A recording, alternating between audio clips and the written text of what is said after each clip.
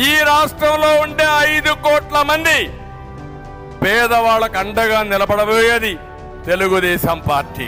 జగన్ మారిగా 10 రూపాయలు ఇచ్చి 100 రూపాయలు దోచుకోవడం కాదు. కష్టపడతాం, సంపద సృష్టిస్తాం, 15 రూపాయలు ఇస్తాం, 15 రూపాయలతో 100 రూపాయలు సంపాదించే మార్గాన్ని చూపిస్తా, 100 రూపాయలతో 1000 రూపాయలు చూపించే మార్గం చూపిస్తాం. అదే సంపద సృష్టి, అదే పేదవాడికి అండగా తెలుగుదేశం పార్టీ ఉంటుందని మీ అందరికి హామీ ఇస్తున్నా.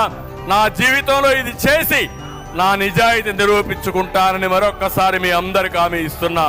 తమిళలో ఈరోజు ఒక్క విషయం ఆలోచించండి. ప్రతి ఒక్క తల్లి ఆవేదన, ప్రతి ఒక్క అమ్మ ఆందోళన, తన బిడ్డకు ఉద్యోగం లేని తల్లి బాధ. చదివిచ్చాం, కూలి పని చేసుకుంటున్నాం, మళ్ళా ఖర్చులకు మేమే డబ్బులు ఇవ్వాలని పిల్లల కోసం బాధపడుతుంది ప్రతి ఒక్క తల్లి.